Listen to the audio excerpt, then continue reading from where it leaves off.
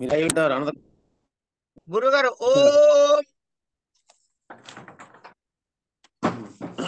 నమస్కారం గురుగారు. పఠామి సంస్కృతం యం వదామి సంస్కృతం సదా ధ్యాయామి సంస్కృతం సమ్యక్ వందే సంస్కృత మాతరం. గురుర్బ్రహ్మ గురుర్విష్ణు గురుర్దేవో మహేశ్వర గురు సాక్షాత్ పరం బ్రహ్మ తస్మై శ్రీ గురవే నమః. జ్ఞానానందమయం దేవం నిర్మలస్ఫటికాకృతిం ఆధారం సర్వవిద్యానాం హయగ్రీవముపాస్మహే. శ్రీ గురుభ్యో నమః. ఈ పెద్ద పుస్తకం ఉన్నవాళ్ళు ధ్వన్యాలోకం ఆంధ్ర వ్యాఖ్య బాలానందినితో ఉన్నటువంటి వారు 160వ పేజీ చూడండి. 160వ పేజీలో పైన మనం ఆపుకున్నాం, బాలానందిని వ్యాఖ్యతో ఆపుకున్నాం. 21వ తేదీన డిసెంబరు. వినపడుతోందండి?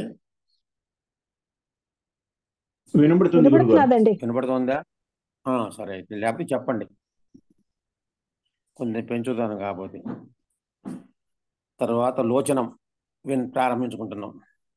అత్ర చ నాయకేన పశ్చాద్గతేన చుంబన ఉపక్రమే పురః నీలాంశుకస్య గళనం పతనం యది వా పురః అగ్రే నాయకేన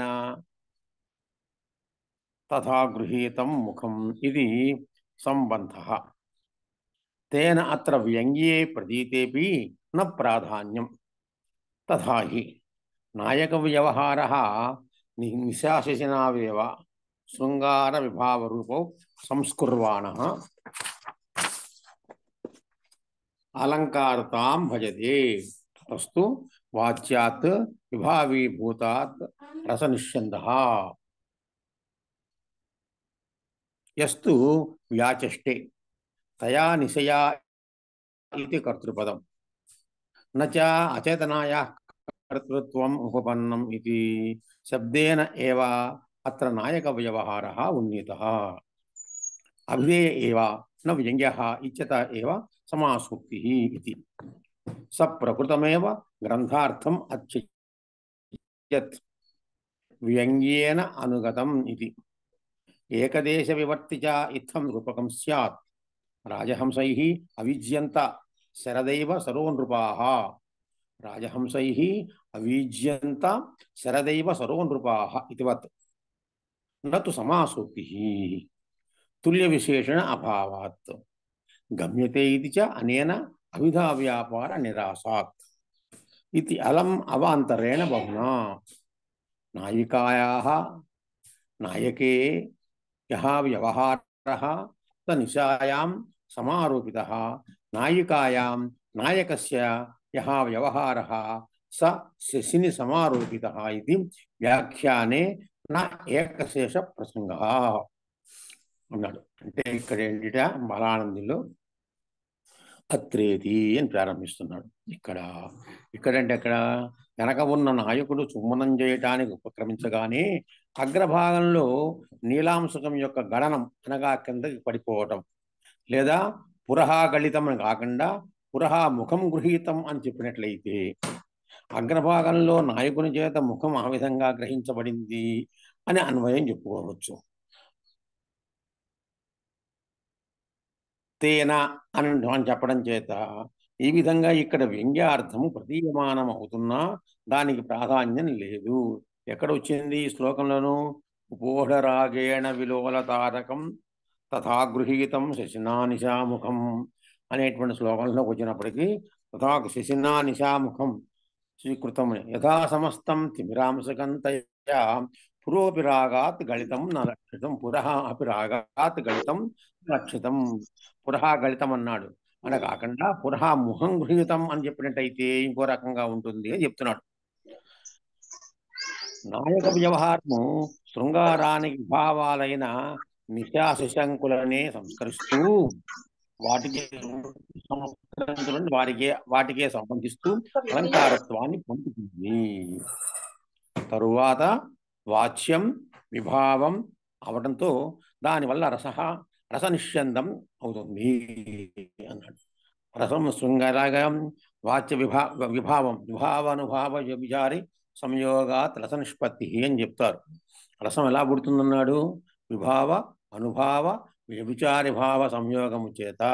విభావములు, అనుభావములు, వ్యభిచారి భావములు ఇవన్నీ కలిస్తేనే రసము నిశ్చందం అవుతున్న రసం వస్తుంది. దానికి జగన్నాథ పండితరాయలు చెప్పాడు. నేను చాలా పర్యాయాలు చెప్పుకుంటాను, అయినా చెప్తాం ఒకసారి. రసం అంటే ఎంత ఎవరు చెప్పాడో ఒకసారి అర్థం చేసుకోవాలి మనం. సముచిత లలిత సన్నివేశ చారుణ కావ్యేన సమర్పితై తదీయ సహృదయం ప్రవిష్టై తదీయ సహృదయతా సహకృతేన భావనా విశేష మహిమ్న విగళిత దుష్యంత రమణీయత్వాదిభి శకుంతలాదిభిరాలంబన కారణై, జాగ్రత్త గ్రహించండి, శకుంతలాదిభిరాలంబన కారణై చంద్రికాదిభిరుద్దీపన కారణై అశ్రుపాతాదిభి కార్యై. ఆలంబన కారణము, ఉద్దీపన కారణంది కార్యములు. శకుంతలామన కారణై చంద్రికాదిభి ఉద్దీపన కారణం, చంద్రిక వెన్నెల మొదలైనవన్నీ ఉద్దీపనం కలిగిస్తాయిట. అశ్రుపాతాదిభి కార్యై చింతాదిభి సహకారిభిశ్చ. ఇవి కలిగితే సంభూయ ప్రాదుర్భావితేన అలౌకికేన వ్యాపారేణ తత్కాల నిర్వాపితాంశ జ్ఞానేన అతయేవ పరిమిత ప్రముష్ట ప్రమాతృత్వాది ప్రమాత్ర నిజధర్మేణ సహా గోచరీక్రియమాణ ప్రాగ్ వినివిష్ట వాసనారూప సత్యాదిరేవ రస అని ఇంత వివరంగా చెప్పుకొచ్చాడు రసంగాధరంలో. రసలక్షణం మిగతా వాళ్ళందరూ ఒక వాక్యంలో చెప్పేశారు. ఈయన ఒక వాక్యం ఏది ఒప్పుకోడు. జగన్నాథ పండితరాయల యొక్క ప్రత్యేకతయే ప్రత్యేకత. అలంకార శాస్త్రాల్లో జగన్నాథ పండితరాయల యొక్క ప్రత్యేకత ఎవ్వరము తీసివేయలేనటువంటిది, ఇంకో చాలా గొప్పనైనటువంటిది. ప్రతాపరుద్రీయంలో ఎంత సూక్ష్మంగా చెబుతాడో, కావాలి అంటే మిగతావన్నీ పక్కన పెట్టినప్పటికీ కూడా ఒక ప్రతాపరుద్రీయాన్ని పట్టుకుంటే ప్రారంభంలో అది మొదటి మెట్టు, జగన్నాథ పండితరాయల యొక్క రసగంగాధరాన్ని పట్టుకుంటే అది చివరి మెట్టు. మరి మధ్యలో ఉన్నాయి కదండి కావ్య ప్రకాశము, ధ్వన్యాలోకము, ఇవన్నీ అంటే అవన్నీ ఇందులోనే అంతర్భవించిపోతాయి. కావ్య ప్రకాశం కానీ, ధ్వన్యాలోకం కానీ, ఇంకేదో కానీ, మహిమ భట్టు యొక్క ఉద్దేశం కానీ, చిత్రమీమాంస కానీ, అప్పయదీక్ష చిత్రమీమాంస కానీ, ఏమైనా సరే ఈ రసగంగాధరంలోనే అంతర్భావం చెందిపోతాయి. ఇందులో చర్చ అద్భుతంగా వస్తుంది. కనుక మనం చదవవలసినటువంటిది రసగంగాధరం. ప్రతాపరుద్రీయం చదవటం ముందు అలవాటు చేసుకోవాలి. ప్రతాపరుద్రీయం మనకి పాఠం ఉన్నా లేకపోయినప్పటికీ కూడా అది చదవటం మంచిది. ప్రతాపరుద్రీయం కూడా నేను గ్రూపుల్లో పాఠం చెప్పి ఉన్నాను, వీడియోలు ఉన్నాయి, అనంతకృష్ణ గారితో చెప్తారు ఆయన. అదొక్కసారి నేను వింటే ప్రతాపరుద్రీయంలో కావ్య ప్రకరణము, నాటక ప్రకరణం, ఇవన్నీ కూడా నాయక ప్రకరణము, రస ప్రకరణము, ఇవన్నీ చెప్పుకుని వచ్చాం. ప్రత్యేకంగా ప్రతాపరుద్రీయాన్ని కొంతమంది విద్యార్థుల కోరిక చేత అదొక్కసారి మీరు విన్నట్టయితే ప్రతాపరుద్రీయాన్ని చాలా అవసరము. అమరకోశము, శబ్దమంజరి, ధాతుమంజరి ఎంత అవసరమో, తెలుగువారికి ఆంధ్రనామ సంగ్రహం ఎంత అవసరమో అంత అవసరము ప్రతాపరుద్రీయం. మనకి తేలికగా ఉంటాయి, ఏ వచ్చినా రాకపోయినా అందులో రాసేయచ్చు మనం. మొత్తం అన్ని అందులో దశరూపకాలు అన్ని అందులో ప్రతాపరుద్రీయానికి వస్తాయి. విద్యానాథుడు చేసినటువంటిది ప్రతాపరుద్రీయం, వరంగల్ వాడైనటువంటి విద్యానాథుడు చెప్పినటువంటి ప్రతాపరుద్రీయంలో అన్ని అంతర్భవించిపోతాయి. కాబట్టి మీరు పాఠం ఉన్నా లేకపోయినా కూడా ప్రతాపరుద్రీయం అనేటువంటి సంస్కృత అలంకార శాస్త్రాన్ని చదవండి. చదవడం చాలా ఉపయోగిస్తుంది. చిన్న చిన్న పదాలతో తేలిగ్గా అర్థమైపోతుంది. ఏమీ అక్కర్ల, మాధుర్య గుణంతో ఉంటే అన్నీ కూడా. గుణములు 3 కాబట్టి మాధుర్యము, వయము, ప్రసాదము కాబట్టి మాధుర్య గుణంతో ఉంటాయి అన్నీ కూడాను. హాయిగా చదివేసుకో, తేలిక అర్థమైపోతాయి. రాత్రిర్యామత్రయ పరిమిత వల్లభాస్తే సహస్రం, తేలిగ్గా ఉంది. మార్గాసక్త్య మమ గృహమపి ప్రాతరేవాగతోసి కిం కర్తవ్యం వద నృపతిభిః వీక్షణీయా హి సర్వాః కో వా దోషః తవ పునరహం కామమాయా సయిత్రి. అంత చూడండి చక్కగా తేలిగ్గా పదవిభాగం చేసుకుంటూ అలా వెళ్ళిపోవచ్చు. అన్వయం చెప్పుకుంటూ అర్థాలు అంత చక్కగా ఉంటాయి ప్రతిదీ కూడా. కాబట్టి పాఠం వదిలేసి చెప్తున్నాడు అనుకోకండి. ప్రతాపరుద్రీయం చాలా ముఖ్యము. అందుకని మీరు ఒకసారి చదువుకుని మంచిది. లేనప్పుడు నేను చెప్పినటువంటి ప్రతాపరుద్రీయ పాఠం ఉంది, వీడియోలు ఉన్నాయి. అవి ఒక్కసారి వింటే కొంత పుస్తకం దగ్గర పెట్టుకుని, పుస్తకం లేకుండా వినకండి, పుస్తకం దగ్గర పెట్టుకుని ఆ పాఠం వింటూ ఉంటే కొంచెం మీకు ఉపయోగిస్తాయి. అలాగే జగన్నాథ పండితుల రసగంగాధరం కూడా మనకు లేదనుకుంటే, రసగంగాధరం మనకు ఉన్నట్టు లేదు, అది కూడా చాలా అవసరమే. అది కూడా ఒక 99 ఎపిసోడ్లు చెప్పుకున్నాను, అవి కూడా ఉన్నాయి అనంతకృష్ణ గారి దగ్గర. ఆ 99 ఎపిసోడ్లు జాగ్రత్తగా మీరు ఫాలో అయితే ప్రతాపరుద్రీయం ప్రథమానందం పూర్తిగా అందులో మీకు వచ్చే అవకాశాలు ఉంటాయి. నేర్చుకోవడం మంచిది. తర్వాత ఇవాళ ఎంఏ పూర్తయిపోయినా రేపు వీళ్ళు సరదాగా పెద్దవాళ్ళకి ఎవరికైనా ఉత్సాహం కలిగి పిహెచ్డీ చేయాలని కోరికలు ఉన్నప్పుడైనా కూడా ఎవరికైనా అవకాశాలు ఉన్న వాళ్ళకి చాలా ఉపకరిస్తాయి. మళ్ళీ మీరు తయారయ్యి కొంతమందికి పాఠాలు చెప్పే అవకాశం చేయాలి. అది మా లక్ష్యం. మేము ఎందుకంత కష్టపడుతున్నాము అంటే, అనంతకృష్ణ గారు మేమును, మీరు మళ్ళీ మీ అంతటా మీరు ఇంకొకళ్ళకి కూడా కొన్ని బ్యాచ్లకి సంస్కృత పాఠాలు చెప్పే అవకాశం రావాలి. ఎల్లకాలం మేమే చెప్పడం కుదరదు, ఎల్లకాలం మా వీడియోలు వినటం కుదరదు. కనుక ఒక బ్యాచ్ తయారవ్వాలి. అనంతకృష్ణ గారు చూడండి, ఆయన చక్కగా విద్యార్థిగానే ఉన్నారు. తర్వాత ఇప్పుడు అన్నిటికీ పాఠాలన్నిటికీ మళ్ళీ మాకే పాఠాలు చెప్పగలిగిన స్థాయికి ఆయన ఇచ్చారు. ఆయన చాలా గొప్ప విషయం అది, అభినందిస్తున్నాం మేము అతను. అలాగా పట్టుదల కట్టి ఇప్పుడు మీ బ్యాచ్లో కూడా కొంతమంది పాఠాలు చెప్పని తయారైతే అస్మద్ గోత్రోభివర్ధత, మన యొక్క గోత్రం పెరగాలి. ఏ గోత్రము? సంస్కృత గోత్రం. కనుక మనం పెరగాలి, పాఠం చెప్పగలిగిన స్థాయి వాళ్ళ ఎక్కువ మంది రావాలి. మన లక్ష్యం కూడా అదే అసలు.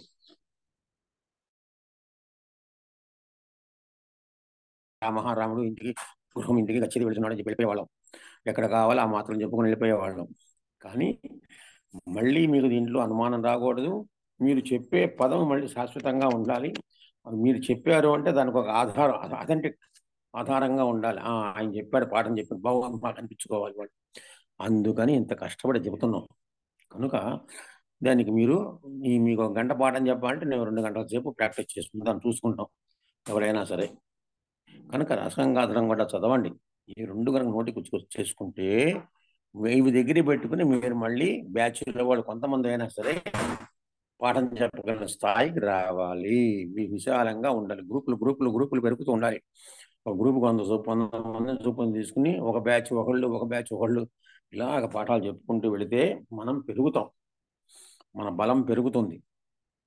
కనుక అది దీని రసం గడవనాడు వాచ్యము విభావం అవడంతో దానివల్ల రసనిష్యందం జరుగుతుంది అని చెప్పాడు. ఇక్కడ మరొకరెవరో చేసిన వ్యాఖ్యను అనువదించి దానిని నిరాకరిస్తున్నాడు. ఏమని? యస్త్వితి యస్తు వ్యాచష్టే అన్నాడు కదా దీంట్లో. అది తయా అంటే నిశయ, ఆమె చేత. తృతీయ తయా అంటే అది స్త్రీలింగం, ఆమె చేత. నిశయ అనేది కర్తృపదం. అచేతనమైన నిశకు కర్తృత్వం కుదరదుగాన ఇక్కడ శబ్దం చేతనే నాయక వ్యవహారం ఊహించబడటం చేత అభిధేయమే అంటే వాచ్యం అయింది, వ్యంగ్యం కాదు. అందుచేతనే ఇక్కడ సమాసూక్తి అని వ్యాఖ్యానించిన వారు వ్యంగ్యేన అనుగతం అనే ప్రకృత వృత్తి గ్రంథార్థాన్ని విడిచివేశారు, వదిలేశారట. వ్యంగ్యంతో కూడిన అనే వృత్తికారుడు స్పష్టంగా చెబుతూ ఉండగా నాయక వ్యవహారము వ్యంగ్యమే కాదు వాచ్యమే అనటం వృత్తి గ్రంథ విరుద్ధము. స్పష్టంగా వృత్తికారుడు ఏం చెప్పాడు? వ్యంగ్యంతో ఉన్నది అని చెప్పినప్పుడు వ్యంగ్యేన అనుగతం అని చెప్పారు కనుక దాన్ని వదిలేసేసి నువ్వేదో వ్యంగ్యం కాదు వాక్యం అవుతుందన్నావు, అది అసలుకే మోసం అవుతుంది. అతడు చెప్పిన వ్యాఖ్యానం ప్రకారం సరస్సులనే రాజులు శరత్కాలం చేత రాజహంసల చేత వీచబడినవి అనే వాక్యంలో ఏకదేశ వివర్తి రూపకం అవుతుంది, కానీ సమాసూక్తి కాదు. ఎందువలనగా అలా గ్రహించినప్పుడు తుల్య విశేషణాలు ఉండవు. సమాసూక్తిలో తుల్య విశేషణాలు దానికి దీనికి సమానంగా విశేషణాలు ఉండాలి. రాజహంసై ఇత్యాది శ్లోకార్థంలో సరోనృపాహ అని సరస్సుల యందు నృపత్వాన్ని ఆరోపించడం వల్ల సరోనృపాహ సరహా నృపాహ అన్నమాట. శరత్కాలం మీద చామరీ గ్రాహిణత్వాన్ని, హంసల మీద చామరత్వాన్ని ఆరోపించగా శరత్కాలాన్నేమో చామర గ్రాహిణీత్వం, హంసల మీద చామరత్వం, హంసలు చామరములుగా ఆరోపించడం చేత ఏకదేశ వివర్తి రూపకం అవుతుంది. అదేవిధంగా ఇక్కడ కూడా తిమిరాంశుకం, తిమిరమే అంశుకం అని తిమిరం మీద అంశకత్వాన్ని ఆరోపించి అర్థం చెబితే నిషాదులయందు నాయకత్వ ఆరోపాదులు చేసుకుని దీన్ని కూడా ఏకదేశ వివర్త రూపకం అనవలసి వస్తుంది. వాచ్యార్థానికి గమ్యార్థానికి సమంగా అన్వయించే విశేషణాలు ఉన్నప్పుడే సమాసోక్తి. ఇందా చెప్పాం కదా, తుల్య విశేషణాలు చెప్పాం కదా, అది వాచ్యార్థానికి గమ్యార్థానికి. వాచ్యార్థం అంటే డైరెక్ట్గా వచ్చేటువంటి వాచ్యం, గమ్యార్థం అంటే వెనకంటే వచ్చేటువంటిది వ్యంగ్యమో ఏదో. మనం వెళ్ళవలసిన స్థానం అది గమ్యం అంటే. పైకి ఒక రకంగా చెప్పుండొచ్చు, ఇంకో అర్థం మళ్ళీ అహో పూర్ణం సర్వయత్ర లుఠంతి స్నాతి మానవాహ అంటాడు. అహో పూర్ణం సర్వయత్ర లుఠంతి స్నాతి మానవాహ, మానవులందరూ కూడా లుఠంతి దొర్లుతున్నారు, పొర్లుతున్నారు, స్నానం చేస్తున్నారు అన్నట్టు. ఇప్పుడు పూర్ణం సరస్సు బాగా నిండి ఉందండి, మానవులందరూ కూడా పొర్లుతున్నారు, అందరూ నీళ్ళలో పడి పట్టుకుంటున్నారండి, స్నానం చేస్తున్నాడు. ఎప్పుడు పొర్లుతూ ఉంటాం మనము? నేల తగులుతూ ఉంటే పొర్లుతాం, నేల తగలిపోతే పొరటం ఉండదు కదా, అక్కడ వ్యంగ్యం మళ్ళీ అక్కడ. అది ఆ లోపల వెళ్ళే ప్రదేశం అన్నమాట. గమ్యతే అన్నాడు. పైన చూపిన సమాసోక్తి లక్షణంలో గమ్యతే అనడం చేత అభిధా వ్యాపారం నిరాకరించబడింది కదా. సరే, అధికమైన ఈ అవాంతర చర్చ ఎంతటితో ఆపుదాము. అంటే మళ్ళీ ఆయనే కవి అనుకుంటూ ఇక్కడికి ఆపుదామండి, ముందుకెళ్దాము. నాయికాయ ఇది అని చెప్పాడు. నాయకుని విషయంలో నాయక యొక్క ఏ వ్యవహారం ఉండిందో అది రాత్రి యందు ఆరోపించబడింది. నిశా అనం కదా, అదనమాట. నాయక విషయంలో నాయకుని ఏ వ్యవహారం ఉంటుందో అది చంద్రుని మీద ఆరోపించబడింది. నాయకుని విషయంలో నాయక యొక్క వ్యవహారాన్ని రాత్రి యందు నిశయ ఆరోపించారు. నాయక విషయంలో నాయకుని యొక్క వ్యాపారాన్ని చంద్రుని మీద శశినామకం ఆరోపించబడింది. అంటే ఇక్కడ అని చేసుకుంటే ఏకశేష ప్రసక్తి, ఏకశేష వివరణలో వృత్తిలో సమారోపిత నాయక వ్యవహారయో, సమారోపిత నాయక వ్యవహారయో అని చెప్పారు.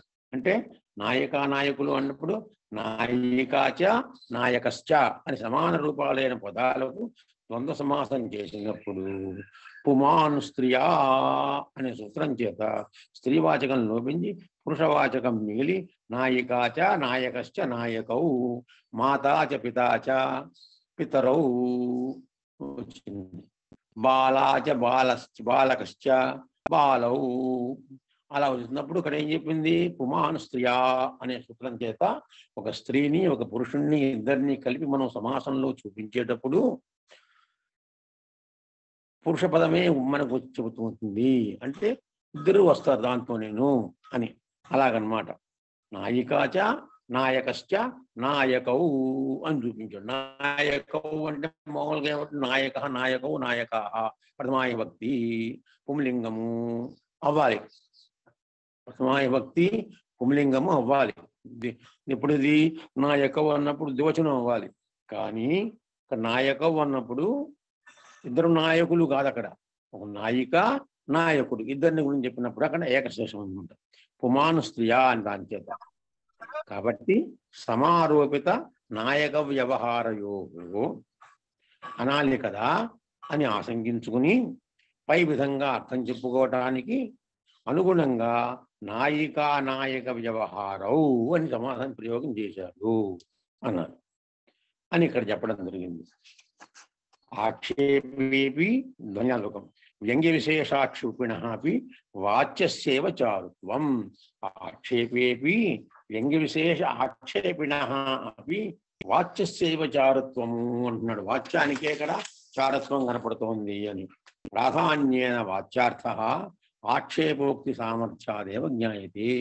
ప్రధానమైనటువంటి వాచ్యార్థము దేంతో తెలుస్తోంది? ఆక్షేపముక్తి దాంతో తెలుస్తోంది. తథాహి తత్ర శబ్ద ఉపారూఢ విశేష అభిధానేచ్ఛయా ప్రతిషేధ రూప యః ఆక్షేపః స ఏవ వ్యంగ్య విశేషం ఆక్షిపన్ ముఖ్యం కావ్య శరీరం చారుత్వ ఉత్కర్ష నిబంధనా హి వాచ్య వ్యంగ్యయోః ప్రాధాన్య వివక్ష. యథా అనురాగవతీ సంధ్యా దివసస్తత్పురస్సరః అహో దైవగతి కీదృక్ తథాపి న సమాగమః. ఇది రామాయణంలో శ్లోకం, వాల్మీకి యొక్క శ్లోకం. ఇక్కడ పాఠాంతరం కూడా ఉంది. అహో దైవగతి చిత్రా, కీదృక్ అన్నాడు, ఇక్కడ చిత్ర అని ఉంటుంది. అది కూడా ఇది రామాయణ అర్థంలో ఉంటుంది. అక్కడ చమత్కారం రెండు రూపాల్లోనూ రెండు ప్రయోగాలు కూడా ఉన్నాయి. తథాపి నసమాగమ అన్నట్టు. అంటే ఇక్కడ శ్లోకంలో మనం చమత్కారంగా తీసుకుంటే అనురాగవతి సంధ్య, సంధ్య అంటే సంధ్య అనేటువంటి ఒక నాయిక అనురాగంతో కూడుకునున్నది. ఎవరి యందు అనురాగము? నాయకుని యందు. నాయికకు ఎవరి యందు అనురాగం ఉంటుంది? నాయకు యందు ఉంటుంది, నాయకుని యందు ఉంటుంది. సంధ్య అనేటువంటి నాయిక నాయకుని యందు అనురాగంతో ఉంటుంది. ఆ నాయకుడు ఎవరయ్యా? వాడి పేరు దివసః. దివసము అనేటువంటి నాయకుడు. వాడు ఎక్కడున్నాడు? తత్పురస్సరః, అక్కడ ముందే ఉన్నాడు. తన ముందు ఉన్నటువంటి దివసము అనేటటువంటి నాయకుని విషయంలో సంధ్య అనేటువంటి నాయికకు అనురాగంతో ఉన్నది. అంటే ముందు ఉన్నాడు, తక్కటి ఎదురుగుండానే ఉన్నాడు. ఈవిడికి అనురాగం ఉంది. కానీ అహో దైవగతి కీదృక్, దైవగతి, దైవం యొక్క గమనం ఎటువంటిది? తథాపి న సమాగమః, అలా అయినప్పటికీ వాళ్ళతో సమాగమం కావటం లేదు. అంటే నాయిక నాయకుని యందు అనురాగం కలిగి ఉన్నప్పటికీ, ఆ నాయకుడు తన ముందే ఉన్నప్పటికీ దైవగతి మూలముగా వారిద్దరికీ సమాగమం కలవటం లేదు అన్నాడు. దీనికి చిత్రాలు ప్రయోగం చేశాడు.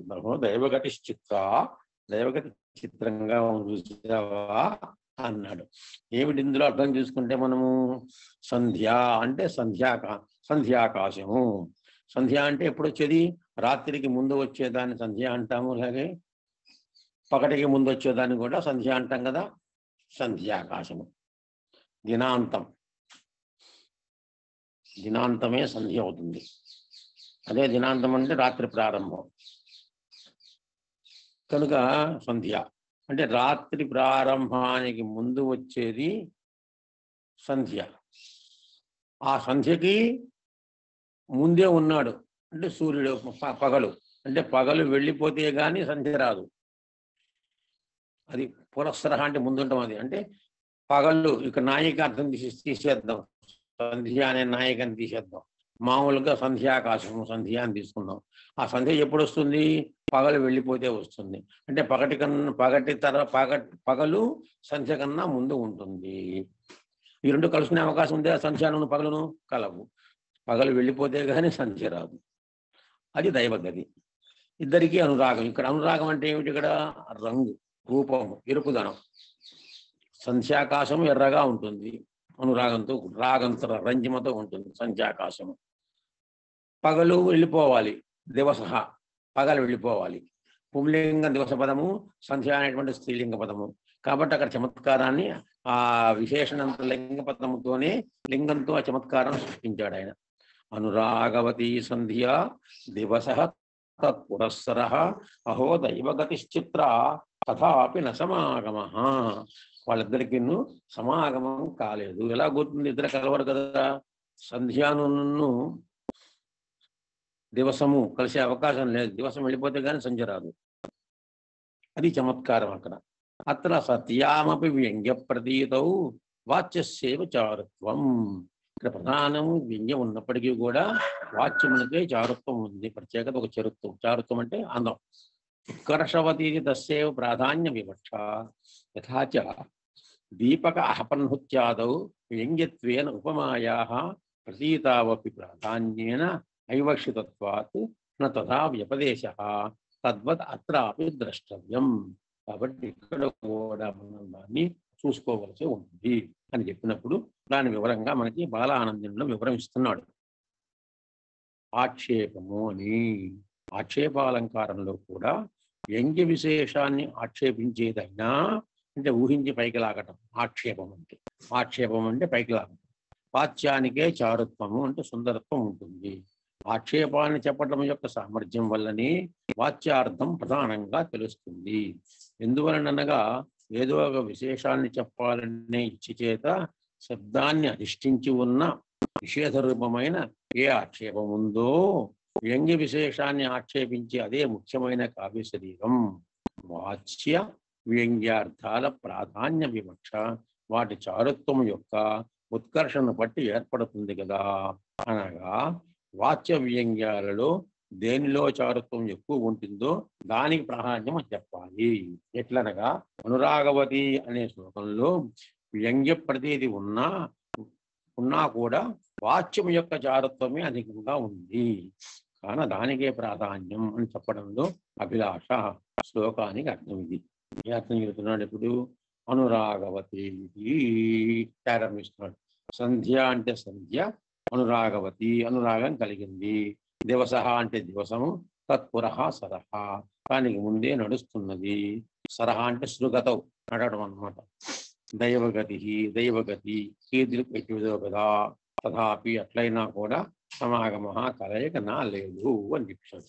అని ఆహా ఏమి ఆశ్చర్యం అంటే ఇక్కడ ఇద్దరు నాయకుల మధ్య పరస్పర ప్రేమ సాన్నిహిత్యము ఉన్నా సమాగమం కుదరలేదు అని వ్యంగ్యార్థం ఉన్నా దానికంటే వాచ్యార్థంలోనే చమత్కారం అధికంగా ఉండటం చేత దానికే ప్రాధాన్యం అని భావము.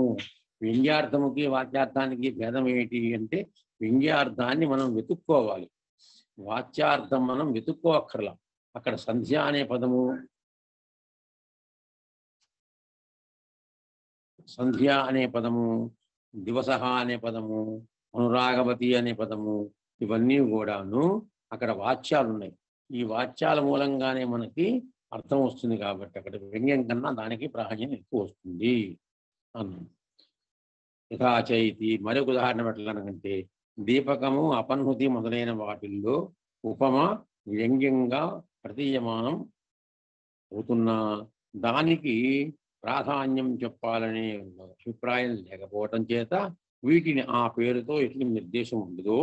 అనగా వీటిని ఉపమా అని ఎట్లు అనము ఇక్కడ కూడా అట్లే చూసుకోవాలి అని దానికి ఏదో కొంచెం ఆయన వివరణ ఇచ్చారు. ఆక్షేపము అని అంటే ప్రతిషేధ ఈ వేష్టస్య యో విశేష అవిదిత్సయా వక్ష్యమానోక్త విషయ స ఆక్షేపో ద్విధా మత. భామహోని కావ్యాలంకారంలో ఏం చెప్పాడంటే ఆక్షేపము అంటే ఏమిటో అంటే చెప్తున్నాడు.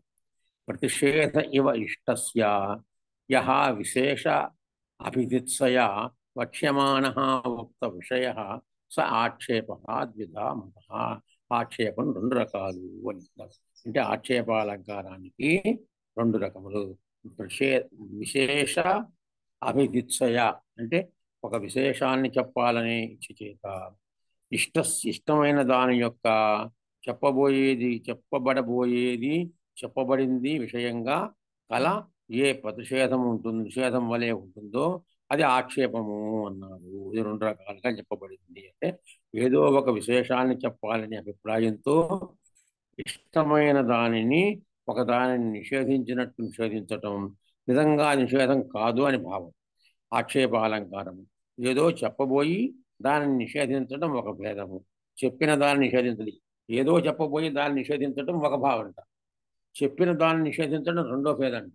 ఈ విధంగా ఆక్షేపము రెండోది నుండి కింద బాలానందంలో మనకి ఇచ్చాడు. అహంత్వాం యది నేక్షేయ క్షణమపి ఉత్సుకాత ఇయదేవాస్థితో నే అన్యేన కిముక్తేన అప్రియేణతే అని భామహ కావ్యాలంక దాంట్లో చెప్పుకుంటూ వచ్చాడు. ఇది వక్ష్యమాన విషయ నిషేధాక్షేప తత్ర ఇయదస్తు ఇచ్చేదేవ సత్ చారత్వ నిబంధనమితి ఆక్షేప్యేణ ఆక్షేపకం అలంకృతం సత్ప్రధానం. ఆక్షేపేణ ఆక్షేపకం అనేటువంటిది రెండు రకములు అని మనకి చెప్పడం జరిగింది. తత్ర ఆద్య ఇది అహం తనను విడిచి దూర ప్రవాసం వెళ్ళబోతున్న ప్రియంతో ప్రియురాలు అంటున్న మాటలు. ఏమని చెప్తున్నట్ట? అహం త్వాం ఇది నేక్షేయ, అహం నేను త్వాం నిన్ను ఇది నా ఈక్షేయ నేను చూడకపోయినట్టయితే క్షణమపి ఉత్సుకాదత క్షణమపి ఒక్క క్షణం కూడా చూడకుండా ఉన్నట్లయితే ఇయదేవాస్తు ఇతః అన్యేన కిముక్తేన అప్రియేణతే కిం అప్రియేణ కిముక్తేన తే, నీకు అప్రియం చెప్పడం ఎందుకయ్యా, నేను క్షణం కూడా చూడకుండా ఉంటే ఏమవుతుంది అంటే ఇయదేవాస్తు, ఇలాగే అయిపోగాక, ఇలాగే అయిపోతాను అంటే నిన్ను క్షణం కూడా చూడకుండా ఉంటే నేను మరణిస్తాను మ్రియే అనే భావం అందులో ఉన్నది. కానీ ఆ మరణిస్తాననే మాట చెప్పకుండా కిముక్తేన అప్రియేణ తే, అప్రియ చెప్పాలి నేను అంటోంది. అంటే నేను నిన్ను కనుక చూడనట్టే నువ్వు నేను ఏమవుతానో నీకు చెప్పడం ఎందుకు, ఇంకా అది అప్రియం. అప్రియం ఏముంటుంది చూడకపోతే, మరణమే అప్రియం ఉంటుంది అంటున్నాడు. అది చెప్తున్నాడు. క్షణకాలం కూడా నేను చూడకపోతే దాని వలన బెంగపకున్న దాన్ని అవుతాను. ఉత్సుక ఇంత మాత్రము చేతనే అవుగాక చాలు. నీకు అప్రియైన ప్రియంగాని ముక్తైన చెప్పబడిన అన్యాయన విషయం చేత ఏం ప్రయోజనము, ఇంకెందుకు నీకేం ఉపయోగమయ్యా దానివల్ల, నేను చూడకపోతే నేను ఉండలేను అయిపోయింది అన్నట్టుగా మళ్ళీ ఇది ఎందుకు చెప్పాలి నీకు అంటున్నాడు. నిన్ను క్షణం చూడకపోయినా నాకు బెంగగా ఉంటుంది, నువ్వు వెళ్ళిపోతే నాకు మరణం తప్పదు, ఇక నీకు అప్రియమైన మాట చెప్పడం ఎందుకులే అని భావన. నేను మరణిస్తాను అని చెప్పబోయేదానికి ఇక్కడ నిషేధం చేసింది. చెప్పాలనుకుని కూడా నిషేధం చేసింది. నేను ఎందుకని అప్రియాన్ని నీకని చెప్పాలి అని. ఇక్కడ నేను మరణిస్తాను అనే అర్థాన్ని ఆక్షేపిస్తున్నా ఈయదస్తు అనే చారుత్వానికి హేతువుగా ఉంది. అందుచేత ఆక్షేపమైన అహం మ్రియే అనేది ఆక్షేపకమై ఇంత చాలు అనేదాన్ని అలంకరిస్తుంది. అందుచేత వాచ్యార్థమే ప్రధానము అని ఇక్కడ చెప్పుకుంటూ వచ్చాడు. కాబట్టి దీన్ని ఆక్షేపంగా దాన్ని చెప్పుకుంటూ వచ్చాడు. అక్కడ ఆక్షేపాలంకారానికి చెప్పాడు. ఉక్త విషయస్తు మధా మమైవా, నాదే ఉంది, నేను శ్లోకం రాశాను అంటే అది రాసుతాను. భూభు కిమకాండ ఏవ పతితస్త్వం పాంధకన్యాగతి తత్తదృక్పృషితస్య మే ఖలమతిః సోయం జలంగూహతే. అస్థానోపనత అస్థాన ఉపనత ఉపనతాం అకాల సులభం అస్థానోపనతాం అకాల సులభాం కృష్ణాం ప్రతికృత్యకో త్రైలోక్య ప్రజిత ప్రభావ మహిమా మార్గ పునర్మారవ. భోగో కిమకాండ ఏపతితః త్వం పాంధా, అక్కడ దాకా ఒకటే పదం. కాన్యాగతి అంటే ఒక బాటసారి నిన్ను మాట్లాడుకుంటున్నారు, ఇద్దరు మాట్లాడుతున్నారు. ఆ మాట్లాడుకోవటంలో అక్కడ శ్లోకంలోనే ఇద్దరు ప్రశ్న సమాధానాలు వస్తూ ఉన్నాయి. చెప్తున్నాడు అత్ర కశ్చిత్ సేవక ప్రాప్తవ్యమస్మాత్ కిమితి నలభే ఇది ప్రత్యాశా విశస్యమాన హృదయ కేనచిత్ అమునా ఆక్షేపేణ ప్రతిబోధ్యతే. తత్ర ఆక్షేపేణ నిషేధరూపేణ వాచ్యస్యైవ అసత్పురుషసేవ తత్ వైఫల్య తత్కృత ఉద్వేగాత్మనః శాంతరసస్థాయీభూత నిర్వేద విభావ రూపతగా చమత్కృతి దాయుత్వం. ఇక్కడ శాంతరసం ప్రధానంగా వచ్చంటే ఆ సేవకుడికి ఏం చేస్తాడు, వాడికి కావాల్సినవి లభించట్లేదు. తెలుగులో పద్యం ఒకటి ఉంది,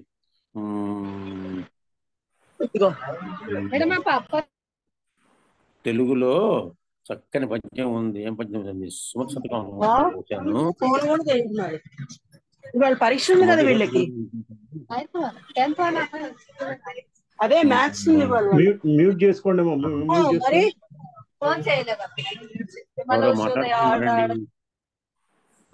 పిల్లలకి మ్యాథ్స్ ఉంది. ఎవరో మాట్లాడుతున్నారు. 34 అయింది. ఎన్నింటికి ఉండాలి మనం? ముందే రమ్మంటున్నాం కదా. ఎవరో మాట్లాడుతున్నారు, ఎవరో మాట్లాడుతున్నారండి.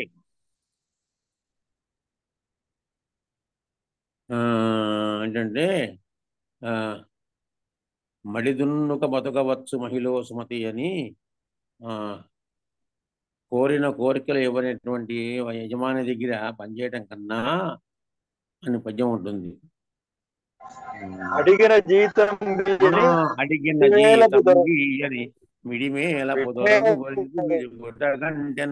వడిగల ఎద్దుల కట్టుక మడిదున్ను బతుకవచ్చు మహిళ సుమతి. అయ్యా నమస్కారం మధురాజయ్య గారు. నమస్కారం గురుగారు. నేను మధ్యలో ప్రయాణంలో ఉన్నాను. శుభంగా కనపడుతున్నాయి రైళ్లు. ఆ రైళ్లు కనపడుతున్నాయి, ఏసీ నేను కనపడుతుంది. బాసరకు పోతున్నాను ఈ కార్లో. నమస్తే. అదే నీ నమస్తే. ఏసీ కనపడుతుంది. ఆ, కనుక అవును. కనుక ఆ ఇక్కడ ఏంటి, యజమాని దగ్గర పనిచేసినప్పుడు వాడి ద్వారా మనకు రావాల్సినటువంటి బాగా రావాల్సినవన్నీ రావాలి. రాకపోతే ఎలాగుంటుందో దాని గురించి పడుతున్నాడు. ఈ మకాండయే దానికి వ్యంగ్యంగా చెబుతున్నాడు డైరెక్ట్ గా. ఇది తను యజమాని దగ్గర తను కోరుకున్న రాలేదు అని కాకుండా దాన్ని వ్యంగ్య రూపంలో, చమత్కార రూపంలో చెప్పుకుంటూ వస్తున్నాడు. ఎక్కడ ఉక్తేతి చెప్పబడిన దాన్ని గురించి నిషేధం వల్ల ఏర్పడిన ఆక్షేపాలంకారం ద్వితీయ భేదానికి. ఇందాకటిది ఆక్షేపం ఒకటో భేదము, ఇప్పుడేమో ఆక్షేపం రెండో రకం చెబుతున్నాడు. భోగో కిమకాండ ఏవ పతితః త్వం పాంథా, ఓ బాటసారి ఏంటయ్యా ఇలా పడ్డావు అంటే, కాన్యాగతి, ఇంకే మార్గం ఉంది నాకు, ఇంతకన్నా ఇంకేముంది ప్రయోజన అవకాశము అంటున్నాడు. ఓహో పాంథా, ఓ బాటసారి పిలుస్తున్నాడు. పాంథుడా, అకాండ ఏవా అంటే సమయం కాని సమయంలోనే హఠాత్తుగా పడిపోయావు, ఏంటిది అన్నాడు. అంటే మధ్య మధ్యలోనే నువ్వు ఆగిపోతున్నావు, ఏమిటిది అంటే, అన్యాగతి కా, నాకు ఇంకే మార్గం ఉందయ్యా, ఎందుకన్నాను నా కర్మకాలు ఇక్కడే పడి కొట్టుకుంటున్నాను, బయటికి వెళ్ళలేను, ఉండలేను. ప్రస్తుతం ఉన్నటువంటి వీళ్ళు ఎవరండి, సాఫ్ట్వేర్లో పనిచేసే ఉద్యోగుల యొక్క పరిస్థితి ఇది.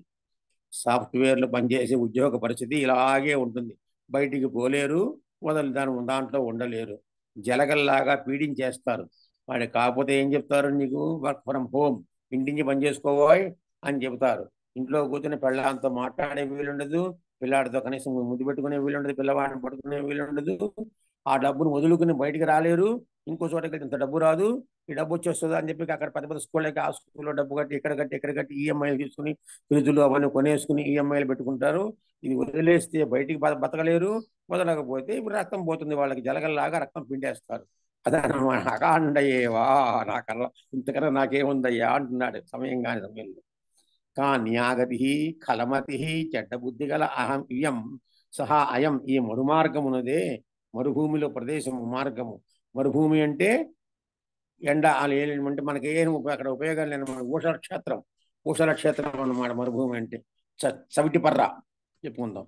ఇక్కడ ఏమిటయ్యా అంటే, తృషితస్య, దప్పికొన్నవాడికి నా విషయం నందు జలం గుహతే, దాచివేస్తోంది.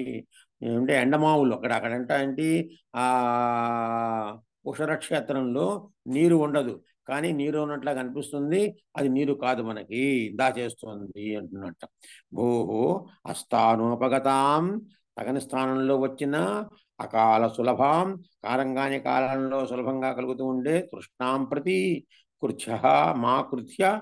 అంటే నువ్వు కోపగిస్తే నీకు వచ్చినటువంటి కోపాన్ని దేని మీద చూపిస్తావు, నీకు దప్పికొచ్చిందే, సమయం కాని సమయంలో దప్పి కలిగిందే, దాన్ని కోపగించుకో. నీ కలిగినటువంటి దప్పికను కోపగించుకో. ఎందుకని, సమయం కాని సమయంలో దప్పిక నీకు వచ్చింది. దప్పిక ఎప్పుడు రావాలి ఎప్పుడు రాకూడదు అనేది కూడా దానికి నియమం ఉంటుందా శరీరానికి అంటే, శరీరంలో గనక అన్ని పదార్థములు సరిగ్గా పడుతూ ఉంటే ఆ సమయంలో మాత్రమే, అక్కర్లేని సమయంలో రాదు. అప్పుడప్పుడు చూడండి మనకి ఎక్కిళ్ళు వస్తూ ఉంటాయి.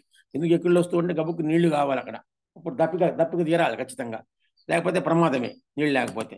ఇక్కడ దాన్ని మాత్రం నువ్వు దోహం చేసుకోవయ్యా. కానీ మారవహ మార్గ పునః త్రైలోక్య ప్రతిభానమా ప్రభావ మహిమా అంటున్నాడు. ఈ మరుదేశం నుంచి మార్గం అయితే ఉందో అందరికీ ఆనందం కలిగించేది, 3 లోకాలకే ప్రసిద్ధమైనటువంటిది.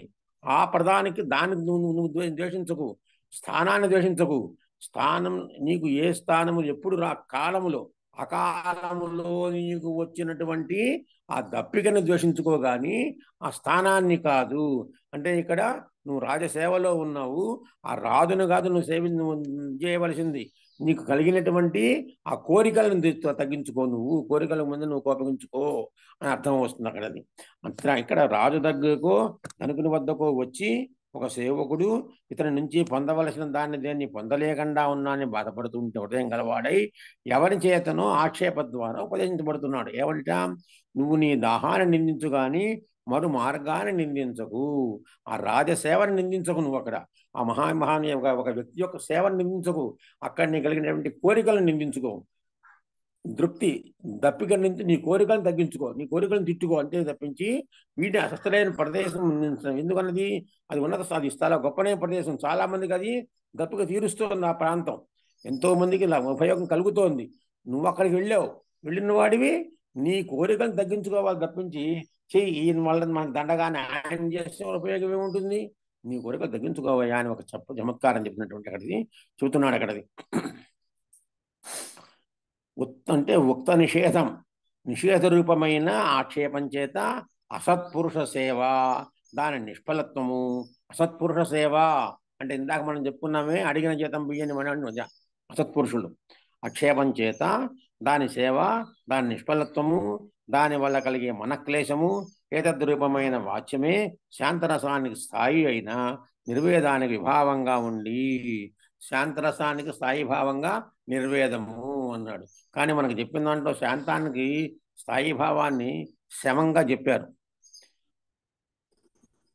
శృంగార హాస్యకరణ రౌద్రవీర భయానక వీభత్స అద్భుత శాంతా రసాలు చెప్పినప్పుడు రతిర్ హాసశ్చ శోకశ్చ క్రోధోత్సాహో భయం తథా జుగుప్సా విస్మయ శమ స్థాయి భావానవక్రమాతని ప్రతాపరుద్రీయంలో చెప్పినప్పుడు శాంతరసానికి స్థాయి భావాన్ని శమంగా చెప్పాడు. ఇక్కడ ఏమన్నాడు, ఇది నిర్వేదంగా చెప్పుకుంటూ వచ్చాడు. శమమన్నా నిర్వేదమన్నా దాదాపు ఒకే రకంగా ఉండే అవకాశాలు ఉన్నాయి కనుక అందుకని నిర్వేదాంధులు మొత్తం అన్ని కూడాను నిర్వేదాదయ అంటాడు వాటిని. అక్కడ ప్రధానంగా చెప్తున్నాడు కాబట్టి ఇక్కడ ఏం చెప్పాడు, దాని ప్రధానమైనటువంటిది ఇక్కడది శాంతముంది, శమమే స్థాయి భావం ఉంది, నిర్వేదానికి విభావంగా ఉండి చమత్కారాన్ని కలిగిస్తుంది. అందుకని వాక్యానికే ప్రాధాన్యము, వ్యంగ్యమైన నిర్వేదానికి కాదు. ఆ వాక్యానికే గాని వ్యంగ్యానికి కాదు అని చెబుతున్నాడు. వామనస్యతు ఉపమానాక్షేప ఇది ఆక్షేప లక్షణం. వామనుడు చెప్పిన దాంట్లో కావ్యాలంకార వృత్తి అనుకుంటా వామనుడు చూశాను, అది ఉండొచ్చు. అందులో చెప్తాడు చంద్రాది ఆక్షేప చింత్వయా కృత్యమితి తస్యస్తన్ముఖమస్తి సౌమ్య సుభగం కిం పార్వణేనేందునా. అద్భుతమైన శ్లోకం. తస్యస్తన్ముఖమస్తి సౌమ్య సుభగం కిం పార్వణేనేందునా సౌందర్యస్య పదం దృశౌ ఇది చతైః కిం నామనీలోత్పలైః కిం వా కోమలకాంతివిక్యసలయైః సత్యేవ తత్రాధరే హి ధాతుః పునరుక్త వస్తు రచనారంభేష్వపూర్వోగ్రహ. ధాతుః బ్రహ్మదేవునికి పునరుక్త వస్తు రచనారంభేషు అపూర్వ గ్రహ, అపూర్వో గ్రహ. అపూర్వం ఎలాగంటే పునరుక్త వస్తు రచన, పునరుక్తము చెప్పిన దాన్ని రచించడంలో బ్రహ్మదేవుడికి ఎటువంటి దుర్మార్గుడు ఎంత ఆలోచిస్తాడయ్యా, ఇంత పట్టు కూర్చున్నాడు అనవసరంగాను, వాటినే పట్టు కూర్చుంటాడేంటి బ్రహ్మదేవుడు అని చెబుతున్నాడు. ఏమిటంటే అది తస్యస్తన్ముఖమస్తి సౌమ్య సుభగం కిం పార్వణేనేందునా. పార్వణేన ఇందునా, పార్వణము అంటే పర్వకాలంలో ఉండేటువంటి చంద్రుని యొక్క, అంటే పర్వకాలంలో ఉండే చంద్రుడు అంటే పర్వకాలం అంటే ఏమిటి, సముద్రానికి పర్వకాలం వచ్చినప్పుడు అది మన పూర్ణిమ పర్వకాలంలో వచ్చినప్పుడు చంద్రుడు పూర్తిగా మంచి ఉండి సముద్రం బాగా పొంగుతుంటుందిట. పార్వణేన ఇందునా తస్యాస్తన్ముఖమస్తి సౌమ్య సుభగం. దానివల్ల ఉపయోగం ఏముందయ్యా, ఆవిడ యొక్క ముఖ సౌందర్యమే చంద్రుడి కన్నా మించిపోయింది. ముఖం గొప్పగా అందంగా ఉంది ఆవిడది. ఎలా ఉంది ఇది, తస్యాస్తన్ముఖమస్తి సౌమ్య సుభగం. అందరికీ కూడా వెళ్ళేందుకు, అందరూ కూడా అక్కడికి చేరుకునేందుకు అందరికీ ఒక ఉపయోగకరంగా ఉంటుంది. ఇంకా చంద్రుడి వల్ల అంటే ఇక్కడ ఈవిడి ముఖాన్ని చూపించిన తర్వాత మళ్ళీ అక్కడ చంద్రుడిని చూపించడం పునరుక్తి అనవసరం, దండగా. సౌందర్యస్య పదం దృశౌ ఇది చతైః కిం నామ నీలోత్పలైః. దృశౌ ఇది దృక్కులు అంటే కళ్ళు. ఆవిడ కళ్ళు ఎలా ఉన్నాయట, అద్భుతంగా ఉన్నాయి. ఎలా ఉన్నాయటది, నీలోత్పలం దండగంటోంది. ఇంకా అంటే మా సౌందర్యానికి మా స్థానమైనటువంటి ఆ రెండు కళ్ళు ఉన్నప్పుడు మళ్ళీ నీలంచ నీలోత్పలములు ఉపయోగం లేదు చెప్పడం అనేటువంటిది. కానీ ఇక్కడ ఇవి ఉన్నాయి అంటే పునరుక్తి. ఇక్కడేమో మంచి అందమైన ముఖం ఉన్నప్పుడే పార్వణ చంద్రుడు అంటున్నాడు అక్కడ అద్దండగా వాడిని నిర్మించాడు. కళ్ళు నీ మంచి అందమైన కళ్ళు ఉన్నప్పుడేమో నీలోత్పలములు దండగా అని చెబుతున్నాడు. ఇంకా కిం వా కోమల కాంతి వికసలయై సత్యేవ తత్ర అధరే అడ్డించి మార్చాడు. సత్యేవ తత్ర అధరే, అధరం అధరం అధరే అధరాణి ద్వివచనం కనుక ఆవిడ యొక్క అధరములు రెండు ఉన్నప్పుడు, అందమైనటువంటి ఉన్నప్పుడు ఎలాగట కింవా కోమల కాంతి వికసలయై, ఆ చిగురుటాకులలో ఉపయోగం ఏముందయా దండగా అంటే చిగురుటాకులతో పోలుస్తూ పద్మ ముఖమును పార్వణ చంద్రునితో పోలుస్తారు, కళ్ళనేమో నీలోత్పలంతో పోలుస్తారు, అధరములనేమో చిగురుటాకులతో పోలుస్తారు. కానీ ఇక్కడ ఏం చెప్తున్నాడు, ఈ అధరమే ఉండంగా చిగురుటాకులు ఎందుకయ్యా, అలాగే ఆ మంచి అందమైన కళ్ళు ఉండంగా మళ్ళీ నీలోత్పలములు ఎందుకయ్యా, అందమైన ముఖం ఉండంగా పార్వణ చంద్రుడు ఎందుకయ్యా దండగా అంటూ ఊరుకున్నాడా.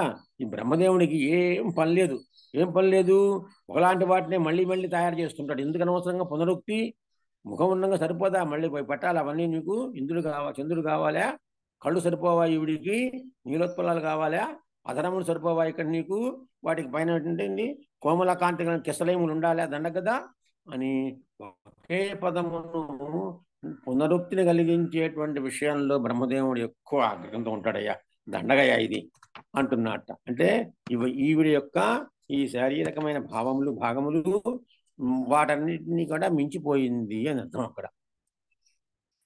అత్ర వ్యంగ్య అపి ఉపమార్థ వాచ్యస్యేవ ఉపస్కృతే కిం తేన కృత్యమితి.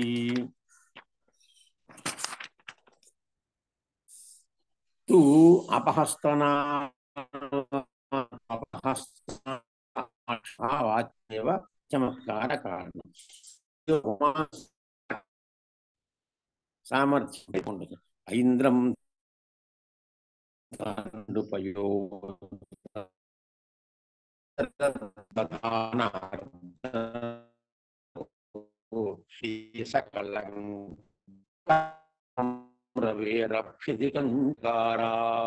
చాలా పుష్పాన్ని చక్కని శ్లోకం.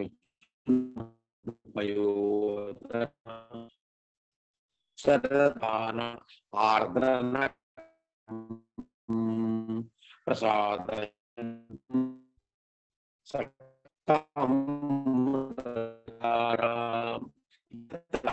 ఈర్ష్యా కలుషిత నాయకాంతర ముఖమానం అక్షిప్తమపి కరోతి.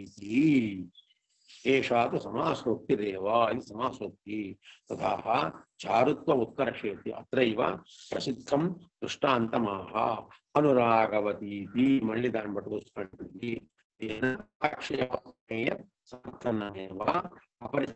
మంతవ్యం. ఉదాహరణ సమాసోక్తి ఫలిత వామంటే ఆక్షేప అని సూత్రం. చంద్రాది ఉపమానము యొక్క ఆక్షేపం ఇది ఉండగా నీ చేత ఏమి పని, నిషేధం అట్లా.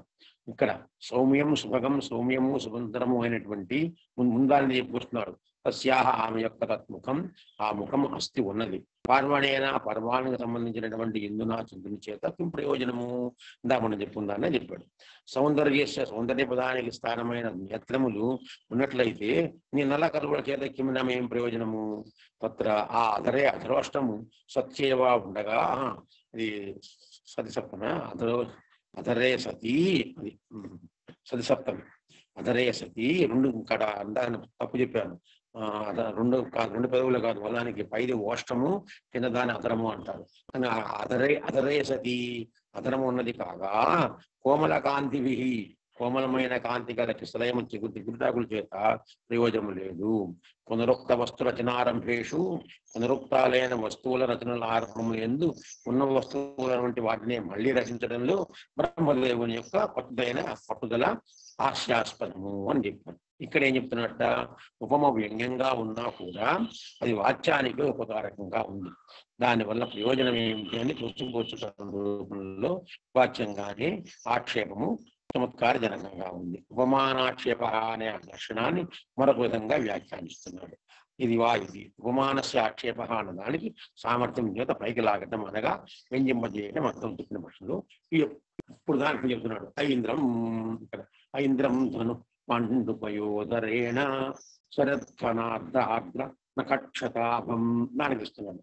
ఆర్ద్ర నఖక్షతాభం, ఆర్ద్ర నఖక్షతాభం, తడిగా ఉన్నటువంటి నక్షత్రం వంటి ఆప అంటే కాంతి, కాంతి కలిగినటువంటి తడిగా ఉన్న నక్షత్రం వంటి కాంతి గల ఐంద్రం ధను, ఇంద్రధనస్సును పాండు పయోధరైన తెల్లని పయోధరము చేత, అంటే పయోధనం అంటే అక్కడ అర్థాలు రెండు ఉన్నాయి. మేక అర్థం చెప్పుకోవచ్చు, వక్షస్థలానికి అర్థం చెప్పుకోవచ్చు అనేది అర్థం, రెండు అర్థాలు. దధానాధిస్తున్న శరదృతువు యొక్క సకళంకం, కళంకంతో కూడిన, కళంక శబ్దానికి మళ్ళీ రెండు అర్థాలు ఇచ్చాడు, మత్సాన్ని దోషాన్ని. రెండు ప్రసాదయంతి పనులను చేస్తూ, నిర్మలంగా స్పష్టంగా ఉండేటి చేస్తూ, సంతోషపెడుతూ, సూర్యుని యొక్క తాపాన్ని వేడి మనస్తాపం అని గుణాలు ఉన్నాయి. అధికం చకారా అంటే ఇక్కడ ఈర్షతో బాధపడుతున్న మరొక నాయకుడు అనే ఉపమానం ఆక్షిప్తమైన అది వాక్యార్థాన్ని అలంకరిస్తోంది. ఏషాతు ఇది అయితే వామనుని ప్రకారం ఇది ఆక్షేపాలంకారమైన, వామనుని ప్రకారం సమాసూక్తిగా చెప్పుకోబడింది. ఇక్కడేమో ఆక్షేపం ఉన్నాడు.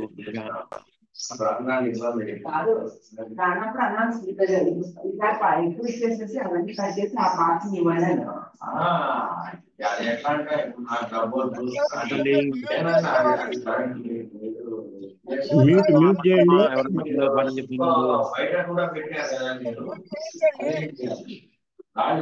పాట నాకు చెబుతున్నారమ్మా. సరే సరే సరే. చారుత్వ ఉత్కర్షాది వాక్యం చేత వృత్తికారుడు ఆ విషయాన్నే అనగా వాక్యానికే ప్రాధాన్యం, వ్యంగ్యానికి కాదు అనే విషయాన్ని చెబుతున్నాడు అని అర్థం. అత్రైవేతి ఈ విషయంలోనే ప్రసిద్ధమైన అనురాగవతి ఇత్యాది దృష్టాంతం చెబుతున్నాడు.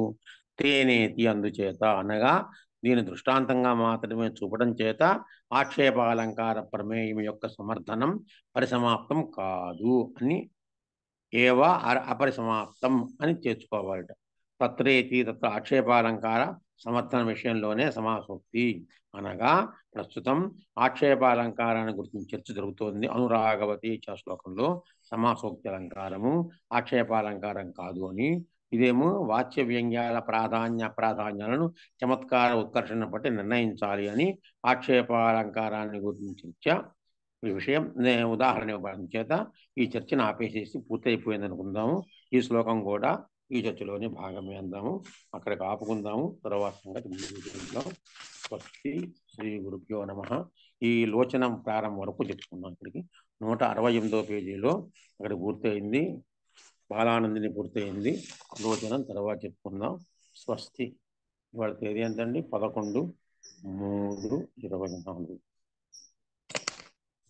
శుభం భవతు. ధన్యవాదాలు గురుగారు. ధన్యవాదాలు గురుగారు. ధన్యవాదాలు గురుగారు.